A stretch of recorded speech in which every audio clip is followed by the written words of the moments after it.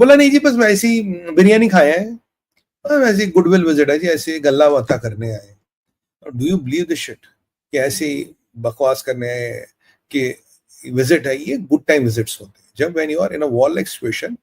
In fact Turkish navy क्या करती है, वो अपना जो विजिट भी अगर निश्चित भी होता, अगर तय भी होता, उसको कैंसिल करती, because you don't want to be in the wrong place in the wrong time. So natural cause क्या होता है, आप कैंसिल करोगे, आप नहीं जाओगे, और तब आप जा रहे हो, और तब आप अपना सबसे बड़ा नेवी का जहाज भेज रहे हो भैया। It is not straight forward. अब मैं आपको बताऊं हो क्या रहा है। मेरा जो इसको लेके एनालिसिस है मैं आपको बताता हूँ, एंड आप कमेंट्स के माध्यम से अपने कम पॉइंट्स डाल सकते हैं, मैं आपके प्रश्न सारों सबका जवाब दूंगा। देखिए मेरा जो लॉजिक है, ये शिप जो है ये खाली नहीं गया है, इसमें सामान आया है, और बहुत सामान आया, बहुत असला दिला है। टर्की ऑप्शनली कहता जी मैंने असला नहीं दिया। जो हमने कल IGLAS या IGLA-5, इग्ला एस या इग्ला 5 भी कहते हैं, whatever we have procured from Russians yesterday, that was basically a weapon which was very effective against Turkish and Iranian drones. अगर हमने ये प्रोक्योर किया और आज हमें ये बताया जा रहा है कि जो सबसे बड़ा शिप टर्किश नेवी का वहां टहलने आया है, टहलने के लिए बहुत दुनिया पड़ी, पाकिस्तान क्यों मर रहा है मरने के लिए, कहीं और मर जाए जाके। तो भैया ये सब बकवासबाजी, ये वहां पाकिस्तान की मदद करने आए। इसमें अब क्या क्या आ सकता है? देखिए 3 चीजें आ सकती है। पहला है, और पहला जो लॉजिकल शक है आपका मेरा, वो है असला बारूद, मतलब वेपन्स। तो मुझे लगता है असला बारूद वेपन्स आए। क्यों आपको मैं बताऊं। देखिए आपके जो जहाज होते हैं, जो शिप एरोप्लेन्स होते हैं, उनमें एक लिमिटेड कैपेसिटी होती है। दुनिया में बड़े से बड़ा ट्रांसपोर्टर हो, एक लिमिटेड कैपेसिटी के आगे नहीं जाता। अब दुनिया में जो एक्सपोर्ट का व्यापार होता है, व्यवसाय होता है, वो किस रूट से होता है? सी के रूट से होता है ना, क्योंकि जो समुद्री जहाजों में कैपेसिटी होती है वो आपकी उड़ने वाले जहाज में हो ही नहीं सकती। अब ये सबसे बड़ा टर्किश नेवी का जहाज अगर पाकिस्तान आया है, तो आप एक चीज तो मान के चलिए, इसमें बहुत माल मसाला आ सकता है, जिसके लिए शायद आपको 20 या 30 या 40 ट्रांसपोर्टर उतारने पड़ते, उतना आप माल एक जहाज में बेच सकते हैं। ये जहाज का मैंने असेसमेंट किया तो 40-50 ट्रांसपोर्टरों का माल, 30 ट्रांसपोर्टरों का माल, मतलब 30-40 ट्रांसपोर्टरों का माल इस अकेले जहाज में आ सकता है। वह आपकी 40 लैंडिंग होती, 40 लैंडिंग होती तो आपसे लोग पूछते भैया क्या करने आ रहे हो।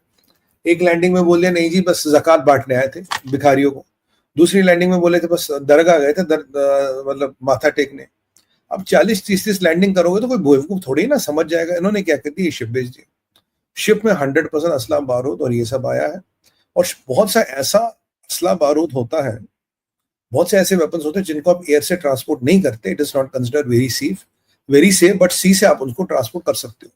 तो जो टर्की का जहाज आया, मान के चलिए वेपन लेके आया। दूसरा काम, इस टर्की के व्यापार जहाज में कमांड एंड कंट्रोल क्या कहते हैं सेंटर्स, या कुछ ऐसी चीजें भी आ सकती है जो अभी उनको युद्ध के लिए चाहिए।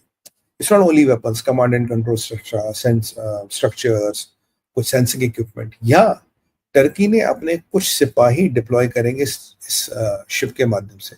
अगर ये शिप डॉक्ड है, अब मान लीजिए इसमें 1000 लोगों का लोग आए थे, अब 500 वापस गए, 300 आप रुक गए, आपको कैसे पता लगेगा?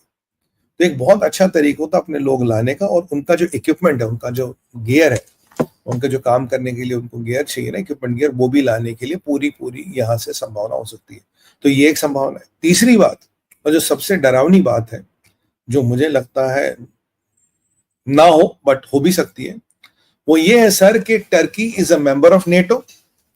अगर टर्की का जहाज आपके इस्लामाबाद में, आपके कराची में डॉक्ड है, तो अगर आप कल टर्की का ब्लॉकेट करोगे, अगर आप इस्लामाबाद का ब्लॉकेट करोगे, तो आप टर्की के जहाज का, जो कि नेटो का मेंबर है, आप उसका भी ब्लॉकेट करोगे। यानी कि नेटो के चार्टर 5 में लिखा है एन अटैक और an act of attack on one member of NATO is equal to attack on whole NATO. ये तो आप जानते हैं चार्टर 5 में लिखा है। तो ये टर्की का जहाज एक तरह का इंश्योरेंस है कराची के ब्लॉकेट का। अब दूसरा विकल्प ये बनता, जो मोदी जी का मूड लग रहा, कल नेवल चीफ से भी मिले थे कर परसों, तो एक डिसाइसिव एक्शन कराची पोर्ट पे हमें करना है और पाकिस्तान की कमर तोड़नी है। तो हमें पता है क्या ये जहाज के होते हुए आप वो एक्शन ले पाएंगे? नहीं ले पाएंगे। क्यों? अगर ये जहाज गलती से एंगेज हो गया है, आपको एंगेज करना पड़ा, तो आपका टर्की से भी युद्ध छिड़ जाएगा। और टर्की से युद्ध छोड़ने का मतलब है पूरे उम्मा के बरादरों में उम्मायत भागेगी, बोलेगी देखो भैया टर्की तो उम्मा के लिए खड़ा होगा, तुम कहाँ, आ जाओ, खड़े हो जाओ। फिर आपको नेटो वाला लफड़ा सुलटना पड़ेगा, फिर नेटो के मेंबरों में विवाद होगा। मैं कई बार कह चुका हूं, अगर तैयब अर्दोगन की टर्की को नेटो से नहीं फेंका गया, एक दिन ये नेटो को भिड़वा देगा किसी अनचाही लड़ाई में। तो ये बेसिकली जो टर्की का शिप आया, इसके कई सारे पहलू है। This makes arms supplies to Pakistan very possible. आपको 30-40 ट्रांसपोर्टर नहीं उतारने, ये आपको नेवल ब्लॉकेट से बचाने का काम करेगा। और अगर युद्ध होता है, तो अगर ये उस युद्ध में इसको क्षति होती है, किसी तरह ये इन्वॉल्व होता है, आपको इन्वॉल्व करना पड़ा, इन्होंने इंटरवीन किया, तो आप टर्की के साथ यानी कि नेटो के साथ एक फ्रंट खोल लोगे। देखिए यहाँ